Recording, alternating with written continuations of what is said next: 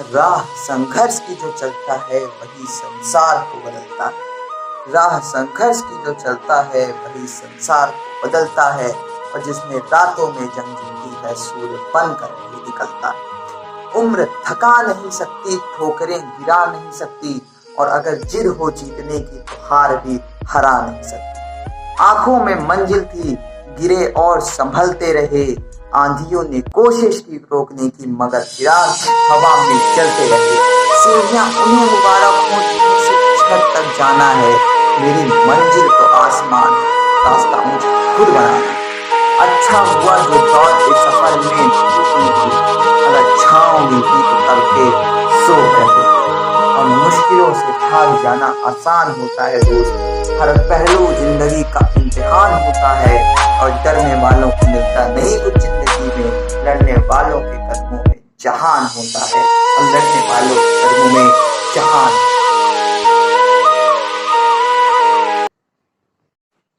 स्वागत है दोस्तों आपका हमारे YouTube चैनल पर, और मैं हूं आपके साथ आदित्य। दोस्तों आज हम लोग पढ़ने वाले हैं केमिस्ट्री क्लास 10 का periodic classification of elements chapter. तो चलिए इसको शुरू करते हैं। तो सबसे पहले अगर हम लोग बात करें तो पीरियोडिक क्लासिफिकेशन ऑफ एलिमेंट्स में कि एलिमेंट्स को क्लासिफाई करने की जरूरत क्यों पड़ी।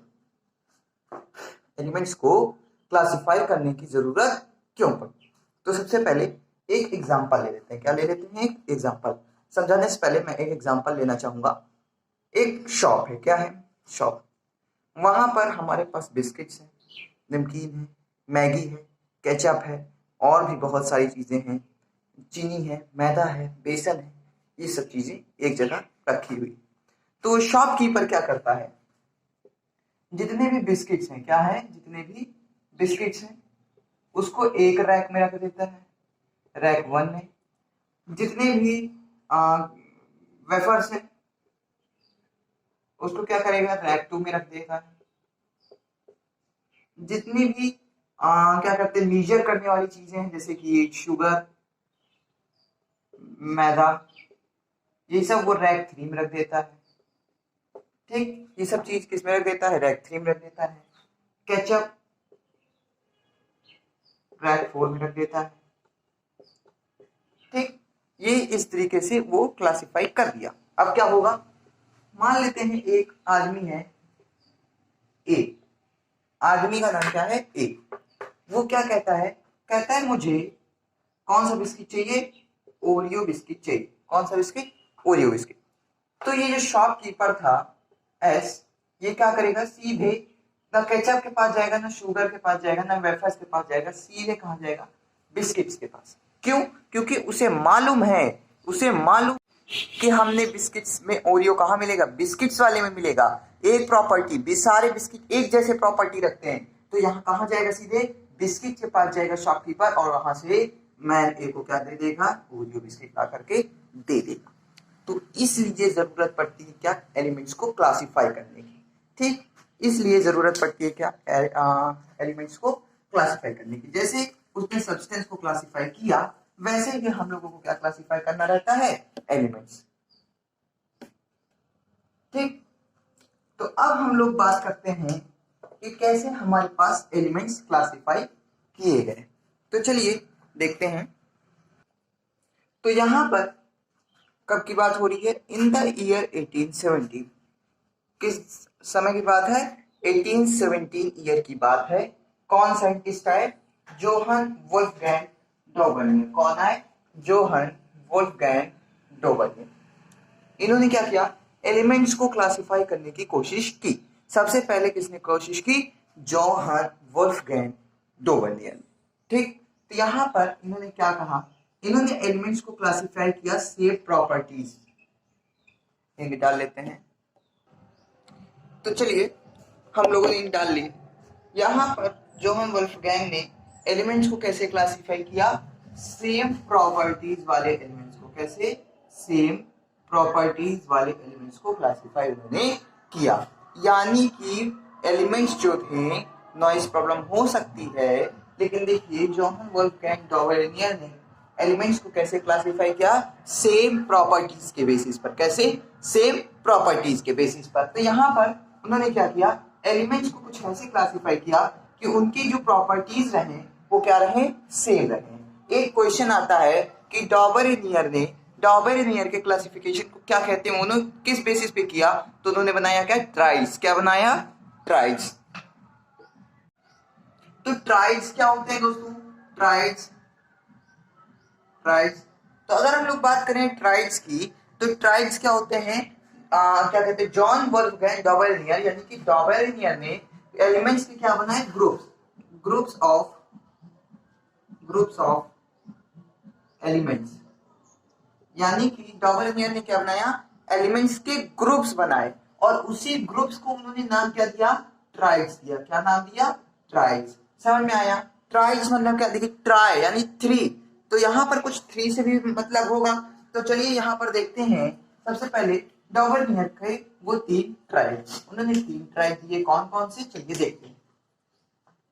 तो अगर आपने वो कॉपी पे नोट ना किया तो आप वीडियो बैक करके कॉपी पे नोट कर लीजिए, और हम लोग आगे बढ़ते हैं ट्राइड।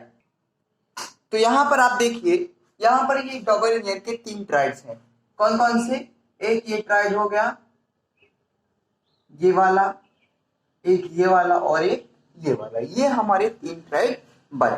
ठीक, सबसे पहले ये तो उन्होंने ट्राइड दिए, ठीक, ये उन्होंने क्या दिए, ट्राइड्स दिए, और उन्होंने एक बात बताई कि अपनी ट्राइड के हिसाब से कि उन्होंने इसको क्लासिफाई कैसे किया है, कैसे उन्होंने लीथियम, सोडियम और पोटेशियम को एक साथ क्यों रखा, ये बात बनी। तो उन्होंने बताया कि इसका वेट ले लीजिए और इसका वेट ले लीजिए, यानी फर्स्ट का और थर्ड का, उन दोनों के वेट को, यानी कि उन दोनों के मास को, वेट नहीं मास, उन दोनों के मास को आप किससे डिवाइड करिए, 2 से।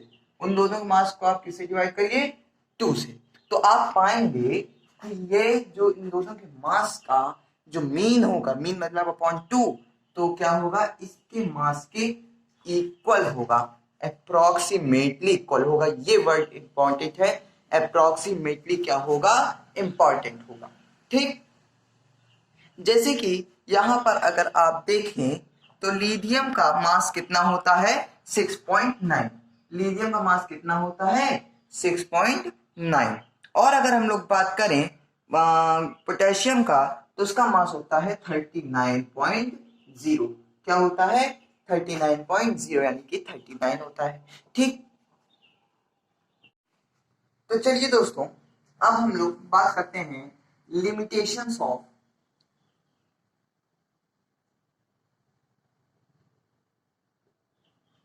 डॉबरेनियर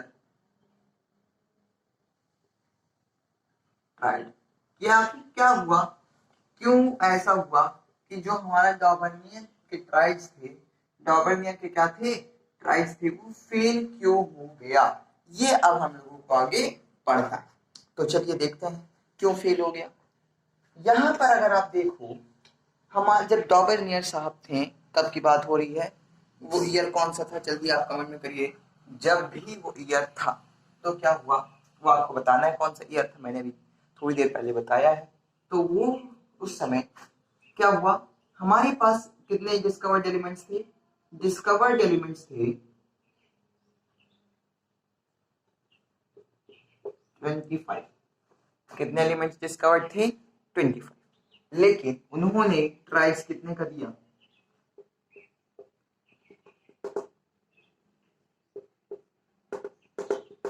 9 का। कितने का, 9 का। यानी कि डॉबरेनियर 25 के 25 एलिमेंट्स का ट्राइड दे ही नहीं पाए, 25 के 25 एलिमेंट का ट्राइड दे ही नहीं पाए, जिसके वजह से डॉबरेनियर ट्राइड जो था फेल हो गया। समझ में आया, इतना आई होप आपको समझ में आया होगा। इसके बाद हम लोग पढ़ेंगे, एक नए साइंटिस्ट आते हैं जिन्होंने फिर से क्या किया, एलिमेंट्स को डिस्कवर किया। तो आप लिमिटेशंस में लिख सकते हैं कि Dobereiner triad was failed because he could not classify all 25 elements, but the trials was only limited only for only 9 elements. Okay, तो इसको आप लिख सकते हैं अपनी कॉपी पर। तो अब हम लोग पढ़ने जा रहे हैं, एक नए साइंटिस्ट आते हैं जिनका नाम रहता है क्या, जिनका नाम रहता है दोस्तों जॉन न्यूलैंड क्या रहता है? John Newland. John Newland. यहाँ पर अब हम लोग बात करेंगे जॉन न्यूलैंड की, उसके बाद बात करेंगे मेंडलीव की, उसके बाद आती है कहीं मॉडर्न पीरियोडिक टेबल हेनरी मोज़ले के कंट्रीब्यूशन के बाद। तो यहाँ पर हम लोग बात करते हैं जॉन न्यूलैंड की। ये क्वेश्चन इससे पूछा जाता है। डॉबरनियर बहुत इजी है, उससे ज़्यादा एक या 2 नंबर से ज़्यादा क्वेश्चन वहां से नहीं आएंगे। क्वेश्चन आएगा जॉन न्यूलैंड से, थोड़े क्वेश्चन 3-3 नंबर के बन सकते हैं। तो चलिए यहाँ पर एनसीईआरटी में, जॉन न्यूलैंड के एनसीईआरटी में आपको क्या होंगे, आपको एनसीईआरटी में एक बहुत बड़ी टेबल दिखेगी, आपको टेबल दिखेगी, यहाँ पर शायद आपको दिख भी रही हो। इस टेबल को मैं ऑनेस्टली बता रहा हूँ, हमने अपने पेपर में याद कर लिया था। मुझे ये पूरी टेबल रटी हुई थी। तो अगर आप भी चाहें तो इसको याद कर सकते हैं, क्योंकि इससे आप अगर उसको आप पेपर में लिखेंगे, अगर उस टेबल को आपने बना दी तो आपको कोई नंबर लेने से रोक नहीं सकता। अगर आपने गलत भी लिखा है लेकिन अगर वो टेबल सही है तब भी कम से कम 2 नंबर में आपको 1.5 नंबर लेने से कोई नहीं रोक सकता। तो चलिए यहाँ पर जॉन न्यूलैंड का देखते हैं उन्होंने क्या किया। जॉन न्यूलैंड का आया ऑक्टेव्स। ऑक्टेव्स जिसको कहते हैं न्यूलैंड्स ऑक्टेव्स। क्या कहते हैं? Newlands octaves. ये क्या था चलिए। न्यूलैंड आए, उन्होंने कहा कि हमने सारे गामा पाधा नी सा देखा है। क्या देखा है?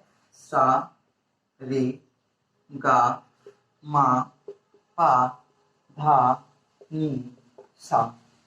ये क्या है? म्यूजिकल नोट्स हैं। फर्स्ट वाला, तो फर्स्ट वाला होता है। तो दोस्तों अगर हम लोग बात करें लिमिटेशंस की, तो लिमिटेशन में पहला लिमिटेशन ये था, पहला लिमिटेशन न्यूलैंड का ये था कि उन्होंने उनका जो ये सारे गामा पाधा निसा यानी म्यूजिकल नोट का जो लॉ था वो खाली कहाँ तक एप्लीकेबल था? कैल्शियम तक। कहाँ था? कैल्शियम तक। यानी कि कैल्शियम तक ऐसा होता था कि जो फर्स्ट एलिमेंट की प्रॉपर्टी हो वो 8th एलिमेंट की प्रॉपर्टी के सेम हो, उसके बाद ऐसा होना बंद हो गया। तो पहला एलिमेंट, पहला लिमिटेशन तो ये हो गया। दूसरा एलिमेंट लिमिटेशन देखिए क्या है कि वहां पर जो न्यूलैंड थे, न्यूलैंड उन्हें एक था कॉन्फिडेंस या फिर ओवर कॉन्फिडेंस। क्या था? Over confidence. वो उनका कहना था कि नेचर में खाली 56 एलिमेंट एग्जिस्ट करते हैं। कितने? 56। लेकिन ऐसा तो है नहीं। बाद में हमें कितने मिल गए? 118 तक, और अभी मिलते चले जा रहे हैं। तो उन्होंने कहा कि खाली 56 एलिमेंट है नेचर में, लेकिन बाद में क्या हुआ? और एलिमेंट डिस्कवर हुए जो इस न्यूलैंड लॉ ऑफ एक्टिव पे क्या होते थे? एप्लीकेबल नहीं होते। इतना ही होगा, आपको समझ में आया। उसके बाद अगर आप देखें, उसके बाद उन्होंने क्या किया? अपने टेबल को फिट करने के लिए उन्होंने कहीं कहीं पर 2 एलिमेंट्स एक साथ रख दिए। 2 एलिमेंट्स एक साथ रख दिए, जो भी क्या था? गलत था। जो भी क्या था? गलत था। जैसे कि उन्होंने क्या किया? कोबाल्ट और निकिल को, कोबाल्ट आप टेबल में देख सकते हैं, कोबाल्ट और निकिल को उन्होंने क्या कर दिया? एक ही स्लॉट में फिट कर दिया, बल्कि उन दोनों की प्रॉपर्टीज क्या थी? अलग अलग थी। ठीक, तो आई होप इतना आपको समझ में आ गया होगा। अगर आपको इतना समझ आ गया हो तो चैनल को सब्सक्राइब कर लीजिए, वीडियो को लाइक कर दीजिए, शेयर करिए अपने दोस्तों में ताकि वो भी इस वीडियो को देख सकें, पढ़ सकें। और तब तक के लिए जय हिंद। और आप इसके आगे अब हम लोग पढ़ेंगे कल क्या? Mendeleev periodic table. तो यहाँ तक हम लोग मेंडलीव पीरियोडिक टेबल आप मान के चलिए कि Mendeleev periodic table approx 45 years तक, जब मेंडलीव ने दिया पीरियोडिक टेबल तो वो 45 ईयर्स तक चली। यानी कि वो मेंडलीव पीरियोडिक टेबल क्या है? बहुत ही इंपॉर्टेंट थी, बहुत ही एक्यूरेट थी। इसीलिए आप उस वीडियो को मिस मत करिएगा। तब तक के लिए जय हिंद। और हम लोग फिर से लौटेंगे एक नए धमाकेदार वीडियो के साथ, जहां पर हम लोग क्या पढ़ेंगे? Mendeleev periodic table. क्या पढ़ेंगे? Mendeleev periodic table. तो चलते हैं और आपसे लेते हैं विदा। तब तक के लिए जय हिंद। तो दोस्तों अगर हम लोग बात करें लिमिटेशंस की, तो लिमिटेशन में पहला लिमिटेशन ये था, पहला लिमिटेशन न्यूलैंड का ये था कि उनका जो ये सारे गामा पाधा निसा यानी म्यूजिकल नोट का जो लॉ था वो खाली कहाँ तक एप्लीकेबल था, कैल्शियम तक। कहाँ था, कैल्शियम तक। यानी कि कैल्शियम तक ऐसा होता था कि जो फर्स्ट एलिमेंट की प्रॉपर्टी हो वो एथ एलिमेंट की प्रॉपर्टी के सेम हो, उसके बाद ऐसा होना बंद हो गया। तो पहला एलिमेंट, पहला लिमिटेशन तो ये हो गया। दूसरा एलिमेंट लिमिटेशन देखिए क्या है कि वहां पर जो न्यूलैंड थे, न्यूलैंड उन्हें एक था कॉन्फिडेंस या फिर ओवर कॉन्फिडेंस। क्या था, ओवर कॉन्फिडेंस। वो उनका कहना था कि नेचर में खाली 56 एलिमेंट एग्जिस्ट करते हैं। कितने, 56। लेकिन ऐसा तो है नहीं, बाद में हमें कितने मिल गए, 118 तक, और अभी मिलते चले जा रहे हैं। तो उन्होंने कहा कि खाली 56 एलिमेंट है नेचर में, लेकिन बाद में क्या हुआ, और एलिमेंट डिस्कवर हुए जो इस न्यूलैंड लॉ ऑफ एक्टिव पे क्या होते थे, एप्लीकेबल नहीं होते। इतना ही होगा, आपको समझ में आया। उसके बाद अगर आप देख लें, उसके बाद उन्होंने क्या किया, अपने टेबल को फिट करने के लिए उन्होंने कहीं कहीं पर दो एलिमेंट्स एक साथ रख दिए, दो एलिमेंट्स एक साथ रख दिए, जो भी क्या था, गलत था, जो भी क्या था, गलत था। जैसे कि उन्होंने क्या किया, कोबाल्ट और निकिल को, कोबाल्ट आप टेबल में देख सकते हैं, कोबाल्ट और निकिल को उन्होंने क्या कर दिया, एक ही स्लॉट में फिट कर दिया, बल्कि उन दोनों की प्रॉपर्टीज क्या थी, अलग अलग थी। ठीक, तो आई होप इतना आपको समझ में आ गया होगा। अगर आपको इतना समझ आ गया हो तो चैनल को सब्सक्राइब कर लीजिए, वीडियो को लाइक कर दीजिए, शेयर करिए अपने दोस्तों में, ताकि वो भी इस वीडियो को देख सकें, पढ़ सकें।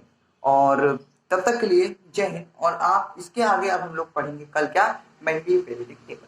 तो यहाँ तक हम लोग मेंडलीव पीरियोडिक टेबल आप मान के चलिए कि Mendeleev periodic table approx 45 years तक, जब मेंडलीव ने दिया पीरियोडिक टेबल तो वो 45 इयर्स तक चली। यानी कि वो मेंडलीव पीरियोडिक टेबल क्या है, बहुत ही इंपॉर्टेंट थी, बहुत ही एक्यूरेट थी। इसीलिए आप उस वीडियो को मिस मत करिएगा। तब तक के लिए जय हिंद, और हम लोग फिर से लौटेंगे एक नए धमाकेदार वीडियो के साथ, जहां पर हम लोग क्या पढ़ेंगे, मेंडलीव पीरियोडिक टेबल। क्या पढ़ेंगे, मेंडलीव पीरियोडिक टेबल। तो चलते हैं और आपसे लेते हैं विदा, तब तक के लिए जय।